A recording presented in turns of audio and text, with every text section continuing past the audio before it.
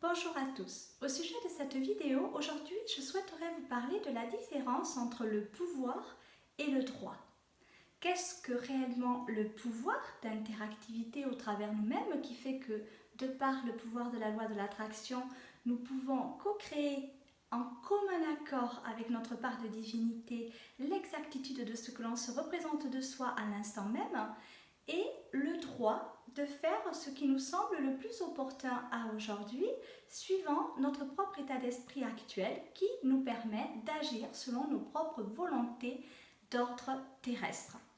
Alors tout d'abord, je souhaiterais vous parler véritablement de notre pouvoir d'attractivité. Voilà, nous sommes des êtres humains représentés dans la matière sous forme énergétique avec un potentiel de discernement certain au travers du lien de l'esprit relié directement à notre âme qui nous permet l'état de conscience et donc cette fameuse clairvoyance en lien direct avec notre âme qui nous guide au maximum de nos possibilités propres et respectives puisque plus on a l'esprit clair, plus on va pouvoir clairvoir, percevoir notre âme, entendre et quelque part voir ce que notre âme souhaite vivre et expérimenter à ce jour au travers de sa propre énergie expansée dans la matière qui correspond tout simplement à notre corps physique et qui va faire que au travers de ce lien on va pouvoir connecter notre propre part de divinité au travers du chakra de la couronne. Tout simplement, nous sommes maîtres, souverains, créateurs de notre propre vie de par cette fameuse loi de l'attraction. Nous pouvons attirer à nous exactement ce que nous sommes. Mais attirer à nous exactement ce que nous sommes ne veut pas dire être toujours aligné. Donc, ne veut pas dire que l'on a le droit de tout faire n'importe comment, mais par contre, on a le pouvoir de co-créer l'exactitude de ce que l'on se représente de soi à l'instant même. Alors, le droit représente bien évidemment le côté droiture, je dirais, et alignement d'ordre spirituel. Plus on est recentré en son cœur, plus on va développer ce lien spirituel qui est le lien de la verticalité et qui fait qu'on va quelque part réveiller, je dirais, cette énergie supérieure qui est en nous, mais pour beaucoup à aujourd'hui en dormance, liée à cet enfermement notoire de la matérialité terrestre, donc qui correspond à la troisième dimension. Beaucoup d'humains sont donc comme enfermés globalement dans cette dimension et ne connectent pas plus haut quelque part que le chakra du cœur. Et pour la plupart des humains qui vivent des périodes difficiles en ce moment, il faut savoir bien évidemment que le chakra du cœur est relié à la pensée, bien évidemment, et donc également au chakra des mémoires vives qui est le corps causal, donc qui interagit au travers de notre corps mental qui est lui-même situé au niveau du chakra de notre cœur pour nous faire travailler nos petites faiblesses au vu de les transcender bien évidemment, de passer outre et de ne plus avoir peur et de pouvoir parvenir petit à petit voilà, mais le plus sereinement du monde à se révéler, être à la hauteur de nos propres attentes en épurant quelque part toutes ces négativités que l'on peut ressentir au plus profond de soi. Donc il est évident que ce chakra du cœur est relié donc à notre temple intérieur, il nous permet le passage de l'âme véritablement, il nous permet la protection, il nous permet la canalisation, la connexion, c'est véritablement ce chakra-là qui fait le lien entre les chakras supérieurs liés à la spiritualité et les chakras inférieurs liés à la matérialité. Donc pourquoi beaucoup d'humains restent bloqués dans la troisième dimension et ne peuvent pas interconnecter les plans de lumière supérieure, donc véritablement être alignés dans cette droiture, je dirais, escomptée le plus sereinement du monde, tout simplement parce que ils sont plus assujettis à écouter quelque part leur corps mental lié à leur peur et à leurs propres irrecevabilités, elles-mêmes liées à leurs propres tourments. Voilà, c'est comme si on était tourmenté de façon constante et permanente par nos propres faiblesses, tout simplement. Et donc, on est épris à ce moment-là par cela et on n'arrive pas à transcender ces mémoires vives, ce qui fait qu'on reste comme bloqué, enseveli au travers de cette troisième dimension et qu'on n'arrive pas à réactiver les chakras supérieurs. On ne peut arriver quelque part à être tout le temps aligné que lorsque l'on peut parvenir à comprendre le pourquoi du comment c'est douleur, qu'elle soit d'ordre physique, qu'elle soit d'ordre psychique, moral, mental. Voilà, pourquoi ces choses-là se présentent à nous à aujourd'hui, de par des mises en scène lors d'épreuves de vie.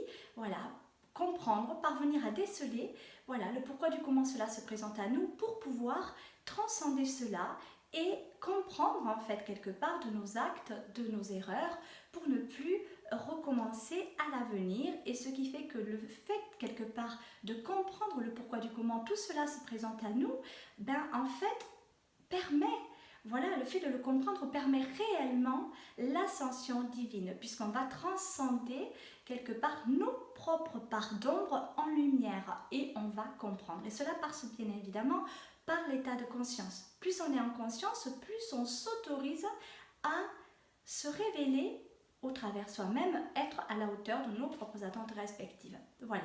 Donc c'est à nous de faire le travail d'alignement pour agir le plus adroitement que possible. Mais cela passe véritablement par l'alignement spirituel. Donc, qui dit alignement spirituel dit connexion à notre âme de par le lien de l'esprit et qui nous permet bien évidemment de catalyser des énergies divines le plus simplement du monde, c'est-à-dire au travers de l'état de conscience. Donc, être ici et maintenant et ne pas se soucier d'hier ni de demain pour pouvoir vivre le moment présent pleinement, dénoué de toute attache négative.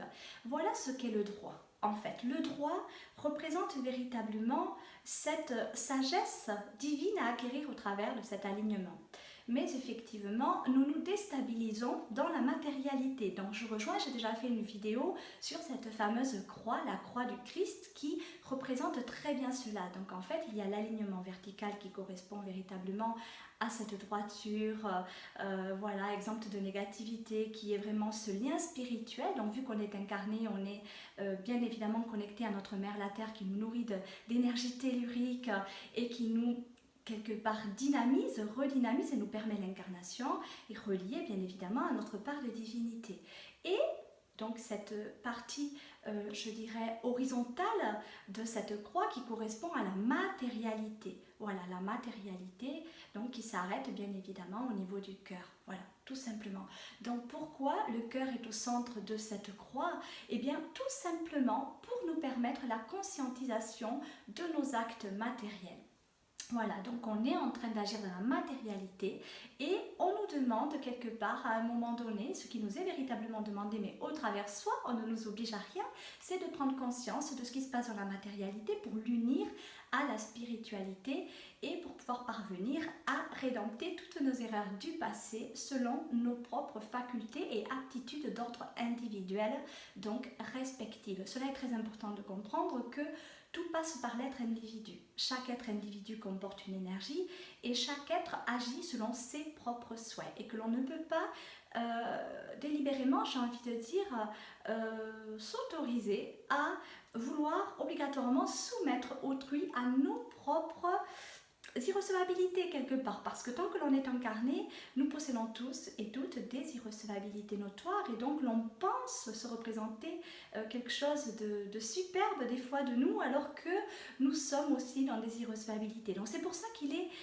très opportun de ne pas vouloir absolument modifier le psyché d'autrui, de ne pas vouloir véritablement l'infliger de par ce que nous on se représente de nous-mêmes au travers lui, voilà, mais de lui permettre d'exister selon ses propres volontés. Alors effectivement autrui va générer pour lui et va co-créer pour lui, voilà, donc on a le droit, entre guillemets bien évidemment, on a le droit de co-créer l'exactitude de ce que l'on se représente de soi, à bien ou à mal. Voilà, on a cette loi de l'attraction qui nous permet d'attirer à nous le bien comme le mal. Il ne faut pas oublier qu'on est souverain créateur. Donc, on a ce pouvoir, on est une part de divinité et on a ce pouvoir de co-créer. Mais on a aussi le pouvoir dans la matérialité d'attirer à nous le positif comme le négatif. C'est pour cela qu'il nous est bien évidemment demandé de nous aligner pour pouvoir attirer à nous le plus que possible la bienfaisance tant escomptée en ce monde.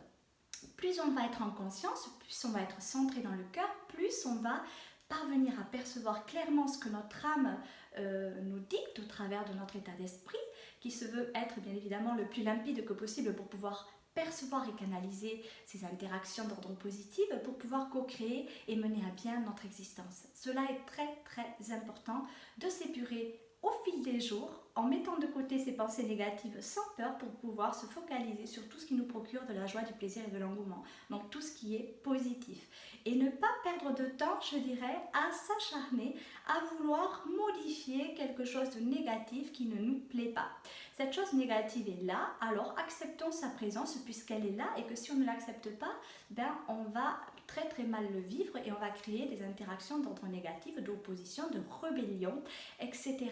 D'ailleurs, l'humain, quand il s'éveille, passe souvent par cette période-là. Au départ, on est des petites brebis égarées, comme je dis souvent, qui nous faisons manipuler, influencer parce qu'on ne perçoit pas clairement, on vit notre vie en se contentant de notre petite vie matérielle. Et puis un jour, on s'éveille, on commence à s'éveiller. Et puis là, on devient des vrais petits moutons noirs, un petit peu dans la rébellion, dans la non-acceptation, on ne veut pas accepter ce qui est. Et c'est là qu'il faut faire très attention. Parce que c'est là que l'ombre agit au travers de notre état psychique et qui profite bien évidemment de cet état de rébellion pour quelque part nous ponctionner notre énergie, puisque comme je vous l'ai déjà expliqué dans des vidéos précédentes, à chaque fois que l'on va s'énerver, l'on va s'abaisser vibratoirement et de ce même fait, l'on va donner notre consentement de façon, bien évidemment, la plupart du temps inconsciente, à des entités qui vont avoir le droit, juste de par notre abaissement vibratoire, de nous ponctionner notre énergie. Alors oui, le but pour elles, c'est d'avoir le maximum de petits moutons noirs, rebelles, voilà, puisque plus on est en colère, plus on s'abaisse et plus on, quelque part, on s'amoindrit, là où on pense quelque part véritablement faire quelque chose de positif. Alors, je dirais que cette phase-là, l'on peut également l'appeler, c'est ce que beaucoup appellent aussi la nuit noire de l'âme, passer par des états psychiques un petit peu difficiles de compréhension de son état d'être, c'est-à-dire qu'on va commencer à percevoir qu'on est manipulé, qu'on est influencé en ce monde et qu'on veut nous soumettre à des choses qui ne nous correspondent absolument pas sur un plan divin et donc on le vit très très mal.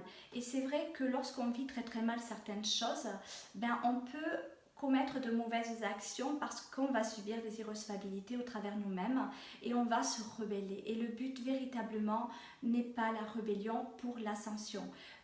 Voilà, donc véritablement cette phase de compréhension de soi n'est pas toujours facile parce que pour des âmes éveillées, des âmes comme les enfants indigo, etc., des âmes véritablement incarnées à ce jour pour amener véritablement un réel changement de potentialité pour le monde, ben, peuvent véritablement être amenés à souffrir aussi de cet état d'âme, c'est-à-dire qu'on se rend compte qu'on a été manipulé depuis notre tendre enfance, que notre famille a été manipulée depuis des années, que nos aïeux ont été manipulés et qu'on est encore à ce jour manipulé. Et c'est vrai que ça peut faire bizarre de concevoir cela sur le moment et de se dire mais comment est-ce que j'ai pu être aussi aveugle? Voilà. Alors ne pas souffrir non plus de ce genre de situation. Essayez de vous dire que l'ombre est là, mais que la lumière est là. Et que c'est toujours le bien qui finit par triompher.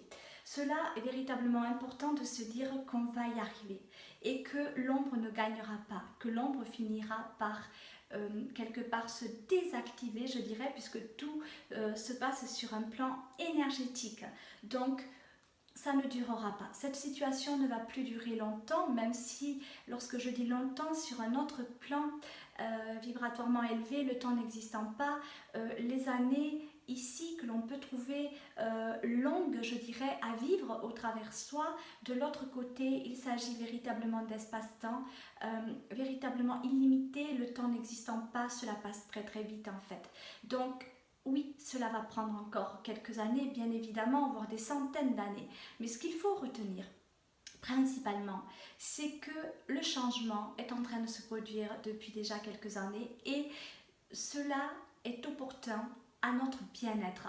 Et donc, je dirais se laisser porter par ces énergies, savoir percevoir en nous cet alignement divin, cette énergie divine quelque part, savoir la percevoir au plus profond de nous. Donc qu'est-ce que l'énergie divine? C'est tout ce qui nous procure véritablement cette cette sensation de satiété, d'être comblé, d'être épanoui, d'être aimé, d'être profondément accompagné, de ne pas être seul, de ne pas être un petit enfant égaré sur cette terre, mais véritablement d'être une véritable part de divinité en action pour aider aussi ces énergies à progresser dans l'évolution humanitaire. Alors oui, les énergies sont de plus en plus présentes sur Terre, les énergies divines, donc le taux vibratoire de la Terre est en constante augmentation vibratoire, c'est pour cela que nous pouvons être à même de ressentir de plus en plus de fatigue au travers soi, mais cela, je dirais, est tout à fait normal puisque le corps humain doit s'adapter à ces nouvelles vibrations pour monter véritablement, pour augmenter, je dirais, ses propres vibrations internes au développement humain qui sont contenues quelque part ces vibrations en nos cellules. Donc en fait, cela va passer par notre état de conscience et plus on va bloquer le processus en étant dans des colères, des irrecevabilités, etc., plus on va se déstabiliser, plus on va souffrir, on peut aller jusqu'à s'auto-créer des maux psychiques, donc des maladies, genre la schizophrénie, des doublements de personnalité, Alzheimer, etc. Donc tout ça est opportun véritablement de se dire, il est opportun véritablement de se dire que nous pouvons véritablement dire non à la peur, dire non aux colères et au contraire se focaliser véritablement sur la joie, l'amour. Et si on se sent comme fatigué ou aigri ou dans la non-acceptation, alors il faut se reposer un temps donné pour pouvoir quelque part se retrouver en phase, véritablement se rééquilibrer, voilà, garder ce lien, voilà, lié à la matérialité. J'accepte mon incarnation, j'essaie de me reconsidérer à la hauteur de mes propres attentes, j'essaie de poser des bases solides sur mon incarnation, j'essaie de voir en moi tout ce que je peux faire au maximum de mes possibilités pour évoluer, pour apprendre quelque part d'autrui au travers moi-même, pour essayer de développer mes sens et de clairvoir au maximum de mes possibilités, ce qui est le plus opportun pour moi aujourd'hui. C'est ça l'acceptation de la matérialité, c'est aimer, c'est s'aimer soi, c'est aimer véritablement tout ce qui se trouve autour de soi, mais étant donné qu'on est toujours en lien constant et permanent avec autrui, ça va être aussi d'accepter ce qui se passe autour de nous pour pouvoir rendre ce monde vraiment meilleur.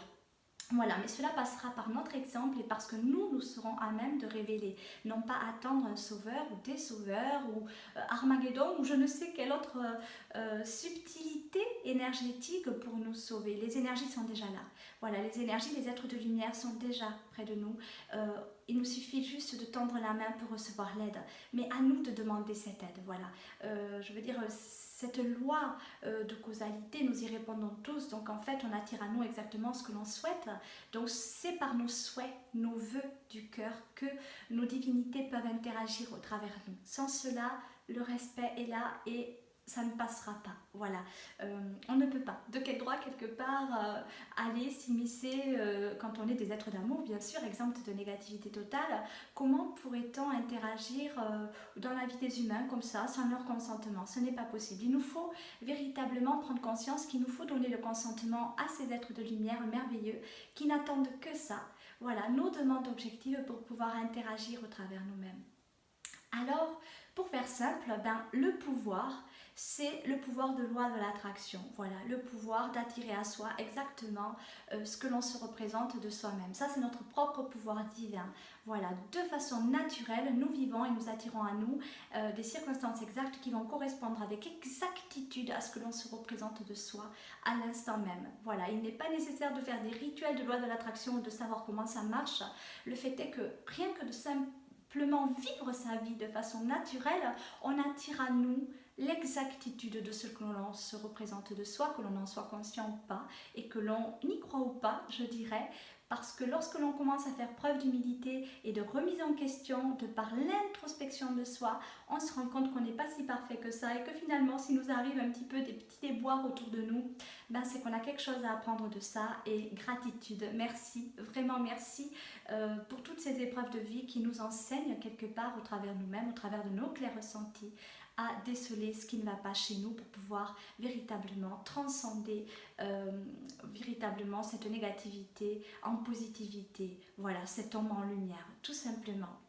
Voilà, donc accepter de regarder nos parts d'ombre sera opportun pour pouvoir aller les travailler, mais toujours dans quelque part le non-jugement de soi. Ne vous jugez pas, voilà, essayez de ne pas vous en vouloir de quoi que ce soit, voilà, personne ne vous juge, personne, véritablement on n'est absolument pas jugé, puisqu'on possède ce pouvoir de loi de l'attraction. Donc, étant donné qu'on peut attirer à soi le bien comme le mal, et que l'on peut co-créer à souhait, pourquoi serait-on jugé de quelque chose dont on a quelque part la potentialité? C'est très important de s'honorer, de s'aimer et de se respecter pour pouvoir ne pas souffrir de tout ce qui s'est passé, mais de pouvoir au maximum de nos possibilités se réaliser de façon la plus opportune que possible, de façon quotidienne, pour construire notre présent véritablement de bienveillance.